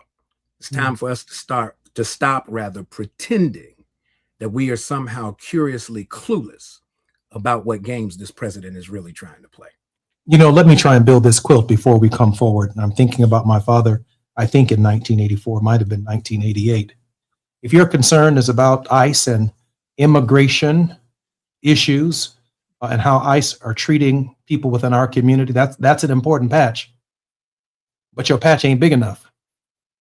If you're concerned about education for our children and paying our teachers the kind of money that they deserve, including health care and benefits, it's an important patch, but your patch isn't big enough. If you're a farmer and you're waiting for the Strait of Hormuz to open up today, and in the Strait of Hormuz, where not only petroleum moves through, but nitrogen and other critical components of the ways in which fertilizer are made, and you may in fact lose the planting season this year because there won't be enough fertilizer for corn and soybean. I know you're concerned at this hour, but your patch may not be big enough. If you're concerned about the price of bacon and how much chitlins are going to cost between now and the end of the summer, that may be your patch, but your patch is not big enough. But when we weave the pieces of this patch together and form a big, beautiful blanket, a big, beautiful quilt, maybe not a rainbow coalition, but a painbow coalition, since all of us are feeling it at the pump, when we build that coalition and we come together, we are the new majority in the United States of America. Dr. S. Todd Yeary is our very special guest on the politics of our faith with Dr. Yeary. More when we come forward on KBLA Talk 1580.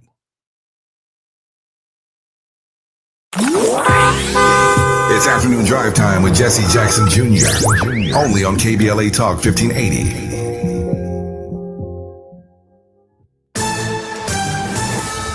I'm Amber Payton with BIN News Now. Black Detroit Mayor Mary Sheffield used her State of the City address to highlight new youth and neighborhood initiatives. In many ways, Mumford's story mirrors Detroit's. The highs of prominence and the lows of decline. She announced free bus rides for all K-12 students, a major increase in after-school funding, and new efforts to improve senior and affordable housing across the city. Black Baltimore Mayor Brandon Scott highlighted falling crime, youth investments, and infrastructure plans during his State of the City address. He also announced new programs to help seniors eliminate property tax debt, assist renters with deposits, lower energy costs, and address the city's overdose response plan and upcoming budget. And Memphis police have placed 4 officers on leave after protesters were pepper sprayed and arrested during the No Kings demonstrations. Black Mayor Paul Young says the officers will remain off duty pending an internal investigation. Get BIN News Now on demand 24/7 on the iHeartRadio app. Are you looking for your next European adventure? Think Poland. From its historic cities to all of the UNESCO landmarks and its incredible food. Modern, safe, welcoming. Get inspired at Poland.travel. This is the KBLA Sports Minute with Ray Richardson. The Lakers won their 4th straight and 50th game of the season Monday night. They beat Cleveland 127-113 at Crypto.com. The surging Lakers are 13-1 in their last 14 games and were 15-2 in March. They also clinched a playoff spot in the Western Conference with last night's win. The Lakers are 3rd in the West behind Oklahoma City and San Antonio. Luka Doncic had 42 points and 12 assists. LeBron dropped 14 points and added another record to his 23-year resume. LeBron has now played in 1,229 NBA games. He moved ahead of Kareem Abdul-Jabbar last night for the most games played in NBA history, regular season and playoffs. 2 years ago, LeBron passed Kareem to become the NBA's all-time leading scorer. The Clippers lost at home last night to Portland 114-104. Portland snapped the Clippers' 5-game winning streak. No debates, no speculation, just the info you need. That's your KBLA Sports Minute. I'm Ray Richardson on KBLA Talk 1580.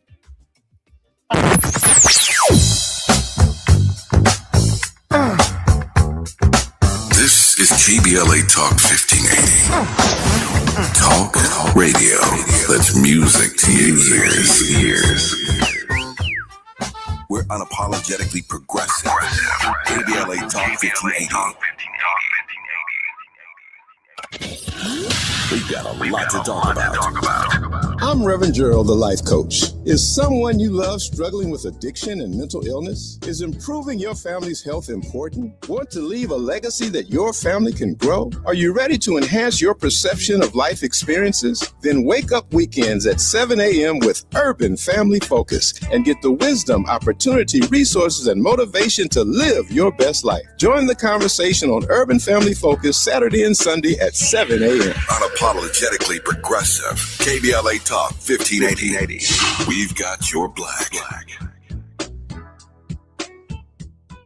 Paid for by government. The 1986 to 2021 United States Silver Eagle, the first ever U.S. silver dollar minted in 99.9% pure silver and is the best-selling coin in the world. These original and historic silver dollars have ceased production forever. They will never be minted again. For a limited time only, full pound bags of original U.S. government-struck silver dollars are being released to the public. You can own a full pound of original U.S. silver dollar coins featuring Lady Liberty and the heraldic eagle, never to be struck again. and guaranteed. Call now to secure original United States Silver Eagles by the pound, the first U.S. silver dollars ever to be struck in 99.9% pure silver. Plus, receive a free bonus, an American Collector's Pack valued at over $40 and free shipping with every order. Call 1-800-560-6468 now to secure your full pound bag of United States Silver Eagle coins before they are gone. That's 1-800-560-6468. Stand up! When the story gets twisted, who's going to tell the truth? When they cut the microphones, who's still talking? When history gets rewritten, who remembers what really happened? We do.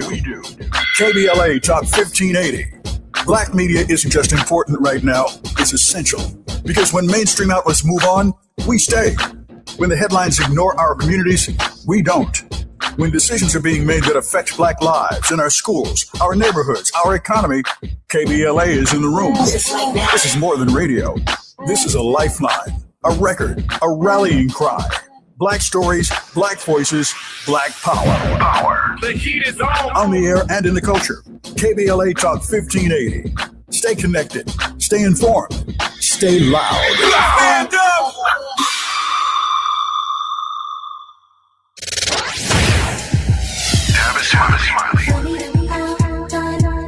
They say time flies when you're having fun. The founding members cohort is now officially over. Hard to believe. It's been a joy sharing what I've discovered after nearly 40 years of conversations with presidents, cultural icons, and game changers in every field of human endeavor. If you missed the first cohort, the good news is that we're already planning the next one. Now, the seats will be limited, and those on our waiting list will receive exclusive early access and special discounts not available to the general public. So, if you are ready to transform the way you connect, lead, and build trust, do not hesitate. Go to TavishTalks.com and join the waiting list today. That's TavishTalks.com. The next cohort is coming. Make sure you are in the room. I'm Tavish Smiley, and I hope to see you there. Hi, I'm Dominique DePrima from the KBLA Morning Show, First Things First, which comes on every weekday from 6 to 9 a.m. If you've got something to say, this is the place for you. I take phone calls every hour, and you can communicate with our delegation in the comments as we stream live on youtube.com/KBLA1580. We also feature expert guests, news, and analysis. It's going down every weekday on KBLA Talk 1580. BET and PBS, the Tom Joyner Morning Show, and NPR, the cover of Jet and the cover of Time. #1 on the New York Times bestsellers list, 20 honorary doctorate degrees, a dozen NAACP Image Awards, a star on the Hollywood Walk of Fame, a Presidential Lifetime Achievement Award. From talk shows to talk radio, nobody's ever done it better. You like that? This is Tavis Smiley. You're listening to Jesse Jackson Jr. on KBLA Talk 1580. The Jesse Jackson Jr. Show. The Jesse Jackson Jr. Show. The Jesse Jackson Jr. Show. The Jesse Jackson Jr. Show. King Wally, drop the beat. Come on and talk with me. Come on and listen to me. Come on and talk with me. Come on and listen to me. KBLA Talk 1580. Download the app. Junior, welcome forward to the Jesse Jackson Jr. Show on KBLA Talk 1580. Dr. S. Yeary, principal of the Yeary Firm, a Maryland-based litigation and government relations firm, also serves as the senior pastor of the Douglas Memorial Community Church of Baltimore, Maryland, and affiliates. Dr. Yeary, welcome forward to the Jesse Jackson Jr. Show and to your show, The Politics of Our Faith. It is hot and heavy today. There's a lot going on. Dr. Yeary, today the President of the United States became the first sitting President of the United States to sit through an oral argument in the Supreme Court over birthright citizenship. And my producer reminded me during this break of a particular scene in the movie Godfather, where Mr. Pantangeli is before the Senate and he's being questioned, and a representative of the Corleone family walks in there with Mr. Pantangeli's brother. And the senator says, Mr.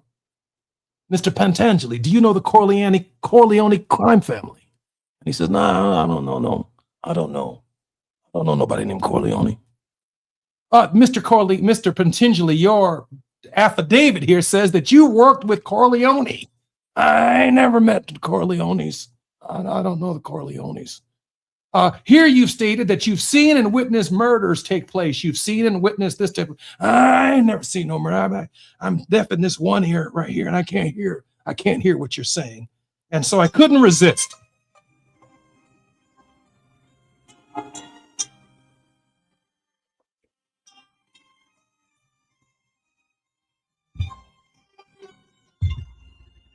Dr. Yeary, as a practicing lawyer in courtrooms, the first president of the United States to sit in the court with the justices and intimidate them while they're hearing birthright citizenship.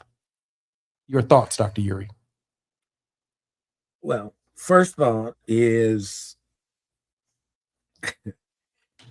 to give this president the benefit of the doubt, since we know he didn't pass civics. Maybe this was what we would call a field trip. So he brought Secret Service to be his chaperone so he could sit in the gallery and be able to say, all right, I need to know better how these courts work. To certainly present himself as if his presence would sway some of the justices, particularly the ones he has appointed, is a very crass move of just immeasurable arrogance.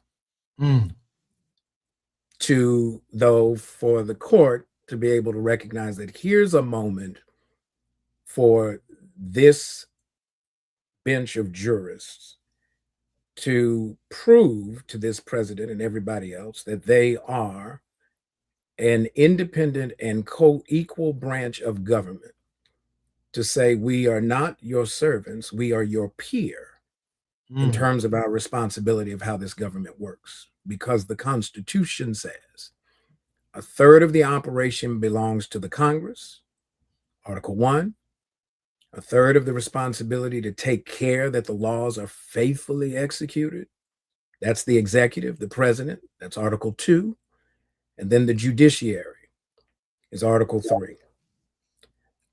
Though they are third in sequence, unfortunately, or maybe fortunately, this president put himself in the position where they were first in priority because it's their court. So hopefully he's learned something there, but he's also going to learn that, one, his lawyers were not sharp. They're not clear on the law. They don't understand how the Constitution works. And that this court, if it's going to maintain its credibility, if they come back with anything other than a unanimous rebuke of this president's efforts to affect birthright citizenship by executive fiat, then while we have a president that's known to be kind of bold and bullyish, what we don't want to see is a holding or reasoning from this court that is less than unanimous, and therefore makes this court really kind of timid in the face of tyrannical power. Todd, but there are issues before the court, and from my perspective, before the Department of Justice, that would suggest in any stretch of the imagination that this was an intimidating move. For example, Justice Clarence Thomas. If he doesn't have them, he should have issues before the Department of Justice for accepting gifts. And the President of the United States determines whether or not the Department of Justice moves forward in his ethically compromised behavior, accepting gifts on the court. There are other justices where ethical concerns have been raised. And some of those ethical concerns are issues that too were before the court, to which may have influenced opinions. And so to look out and see a person who has complete control over the Department of Justice and the future of some of the sitting jurists. If that isn't seen as a form of intimidation that we have never seen before in the history of this country, I don't know what is. I'm going to go one step further. There's a reason why presidents don't go before the Supreme Court and listen to these, for the very reasons that Donald Trump, I would argue, went before the Supreme Court. To let them know that he knows enough about some of them, given his operation in Washington and in the Department of Justice, that they are compromised in this process as well.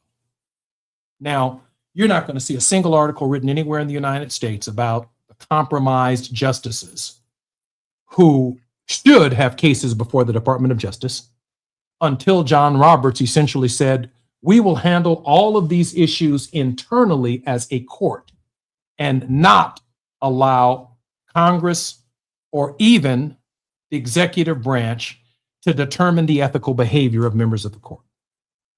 And yet, the chief law enforcement official for the nation sat before the Supreme Court.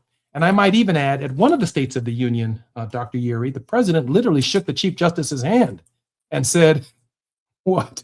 As he's walking out, caught on a hot mic. Thank you for looking out for me. I owe you one. What does that mean? Thank you for looking out for me, Todd. I owe you one. Yes. The president thinks that the government works for him. And so when we have this conversation, we need to talk about the structure so that folks understand what really happened today. The structure of the government when we come forward with Dr. S. Todd Yeary. I'm Jesse Jackson Jr. on KBLA Talk 1580. More with Dr. Yeary when we come forward.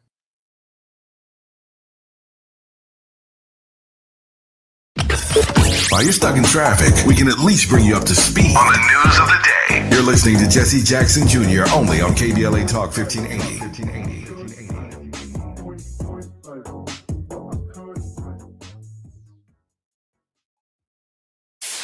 KBLA Talk 1580. We've got a lot to talk about. KBLA Talk 1580, connecting you with services and solutions. Created with a share of the 1984 Olympic Games surplus, LA 84 began operations in 1985 as a grant-making and educational foundation. Today, the LA 84 Foundation supports hundreds of nonprofit youth sports organizations throughout Southern California annually, trains coaches, commissions research, convenes conferences, and maintains the world's premier Olympic and sports library collection. They are transforming lives and communities through the power of youth sports. To find out about youth sports programs for yourself or your child, and to get information about the grants and support they offer to schools and nonprofits, or if you want to make a donation, please visit la84.org. That's la84.org. Or you can call them at 323-730-4600. This is a community call to action from KBLA Talk 1580. Are you drowning in IRS tax debt? Angela was. She called Civic Tax Relief and saved over $80,000. Felicia was having health problems, got behind on her taxes, interest and penalties were adding up. She called Civic Tax Relief and saved over $15,000. Civic Tax Relief is a professional tax negotiation firm that can protect you from the IRS. If you're getting collection letters, call Civic Tax Relief for a free consultation. They will go to work helping you discover all the relief programs you may qualify for free. James owed the IRS $37,000. Civic Tax Relief represented him against the IRS, and by the time everything was completed, he did not owe the IRS anything. If you are in trouble with the IRS, call Civic Tax Relief for your free consultation now. 800-200-2257. 800-200-2257. Get a free consultation and real tax relief. Call 800-200-2257. 800-200-2257. KBLA Talk 1580. We've got a lot to talk about. KBLA Talk 1580, connecting you with services and solutions. At the heart of the Al Wooten Center's mission for good citizenship and academic excellence is a desire to ensure that every student avoids the kind of lifestyle and overcomes the kinds of challenges that led to the murder of Al Wooten Jr. In 1990, founder Myrtle Fay Rumpf opened the center in honor of her son's life. In 2026, they are serving more than 300 students in grades 3 through 12 annually online and on site at their youth center and other sites in the South LA area. The Al Wooten Jr. Youth Center takes a neighborhood approach to the revitalization and empowerment of a community in crisis. The Wooten Center provides free after-school and summer programs to help students in grades 3 through 12 attain grade-level proficiency and promotion, high school graduation, and college and career access and success. The Al Wooten Center focuses on academics, STEM, the arts, and so much more. Join them for an enriching experience that sparks creativity and nurtures young minds. Tap in at WootenCenter.org. That's WootenCenter.org. This is a community call to action from KBLA Talk 1580. Ready to order? Yes. We're earning unlimited 3% cash back on dining and entertainment with the Capital One Saver card. So let's just get one of everything. Everything? Fire everything. The Capital One Saver Card is at table 27 and they're earning unlimited 3% cash back. Yes, Chef! This is so nice. Had a feeling you'd want 3% cash back on dessert. Ooh, tiramisu. Earn unlimited 3% cash back on dining and entertainment with the Capital One Saver Card. Capital One, what's in your wallet? Terms apply. See CapitalOne.com for details. Hey, LA. Tax money is our money. Let's decide how to spend it together. We deserve investments that actually make our neighborhoods safe, like affordable housing, good jobs, fire prevention and protection, and community support programs. How can we make that happen? Join Black Lives Matter Los Angeles and the Movement for Black Lives for the People's Budget Assembly on April 16th. Together, we'll discuss solutions to problems we're facing and make a plan with fellow Angelinos for a city that works for the people. There'll be food, childcare, and great conversation. It's time to demand a budget that puts the people first. Join us on April 16th at 7 p.m. at BLMLA's Center for Black Power and make your voice heard before the Assembly through the People's Budget Survey. Register today at peoplesbudgetla.com. We'll see you there. Now back to more of Jesse Jackson Jr. on KBLA Talk 1580. The Jesse Jackson Jr. Show. The Jesse Jackson Jr. Show. The Jesse Jackson Jr. Show. The Jesse Jackson Jr. Show. King Folly drops the beat. Come on and talk with me. Come on and listen to the need. Come on and talk with me. Come on and listen to the need. KBLA Talk 1580. Download that. I'm Jesse Jackson Jr. Welcome forward to the Jesse Jackson Jr. Show. In our previous segment, Dr. Yeary was going to share with us the structure of government, but I do want to share very quickly, Dr. Yeary, the structure behind the structure. Several Supreme Court justices have received gifts, with Clarence Thomas receiving the most, over 100 gifts, and luxury trips worth millions over 2 decades from benefactors like Harlan Crow. Other justices receiving significant disclosed gifts and travel include Samuel Alito, Chief Justice John Roberts. And according to the analysis from Fix the Court and Financial Disclosures, the following justices have reported or been identified as accepting gifts.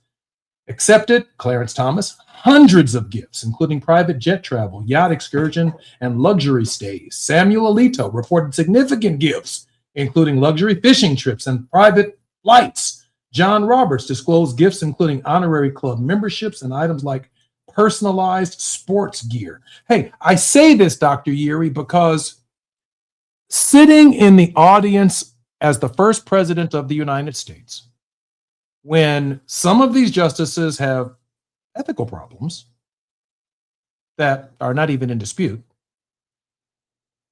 I read something else into it. I expect you all to do me a solid, because I'm doing you all a solid.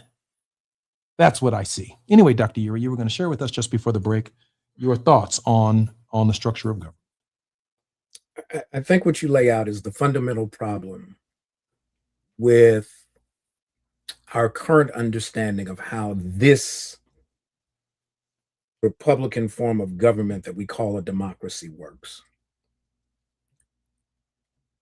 There has never in the history of the country been a criminal prosecution of a sitting justice of the U.S. Supreme Court.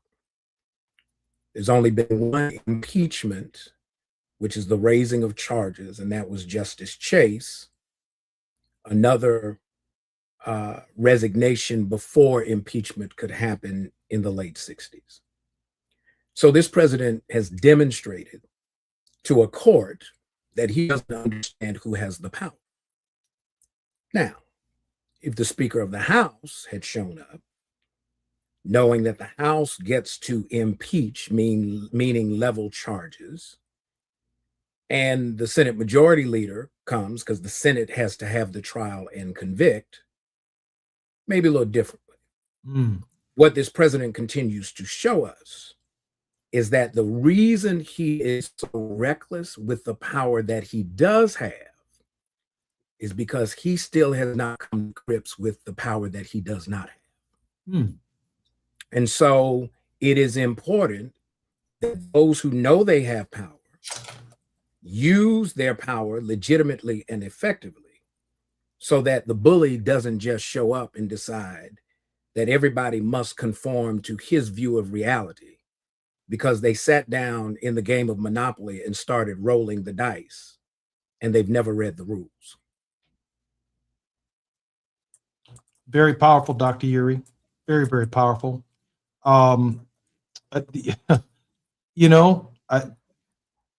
Intimidation. I mean, that's what I see in the administration. He's obviously sidestepped his own consequences in indictment and incarceration with 34 felonies. The court gave him a way out with the immunity decision. He has ignored constitutional norms and processes. And this is clearly someone who believes in intimidation, and his behavior domestically with political enemies, his behavior internationally with world leaders, that he uses the U.S. military to arrest, intimidate, or remove from their countries in the name of something called unprovoked regime change because he wants a nickel on a gallon of gas. It's just hard for me to accept that when the president of the United States, who has shown no intellectual curiosity, if you asked him tomorrow, what is the last book you've read, there will be no answer. If you ask him tomorrow or even today, what's the last audio book you've listened to, there'll be no curiosity. If you asked him what poetic sonnet that he's memorized, he won't cite one. There's no curiosity here. He simply shows up to intimidate. Does he understand the arguments? Is he listening to the arguments? I don't think so. I think he's sending a signal. I dare you to cross me on this one. And there are consequences for your behavior if you do. Dr. S. Todd Uri, a word of hope. The word of hope in this is a saying. Those who know don't tell. Those who tell don't know. Those who have power don't need to run around talking about I've got the power. They just use it in ways that is metered in a way that shows they respect the power that they have because it's not a given. Here's where I leave it as we listen to what this president will say tonight. Though it might be annoying, don't run from it. Though it might be frustrating, don't ignore it. Listen to it. Listen critically to it because there will be a tell in what he says. And so this segment is called The Politics of Our Faith. The weight of the world is constantly upon the people, and it presses us to the edges of our faith, often to the point where we don't know where we're going to go or how we're going to maintain even naive optimism. But the politics of our faith is about disciplined conviction. It is our belief that light still shines in dark places, that justice is still possible even when it is delayed, and that collective action can still turn broken systems into moral repair. And so the politics of our faith calls us to a higher vision, not just of what we oppose, but what we are committed to in building together, communities grounded in compassion, voices lifted for the voiceless, leaders shaped by service more than ambition. So when we hear the president tonight, hold fast to hope, not as a sentiment, but as a strategy, and a strategy that refuses to surrender the future to fear. I'm Jesse Jackson Jr. You're listening to the Jesse Jackson Jr. Show. Our very special regular contributor has been Dr. S. Todd Yeary, who's the principal of the Yeary Firm. He's also the pastor of the Douglas Memorial Community Church of Baltimore, Maryland.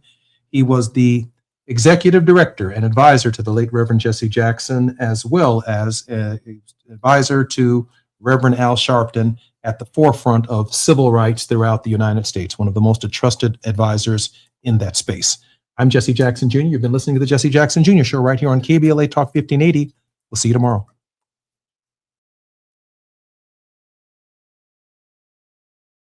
KBLA 1580 Santa Monica.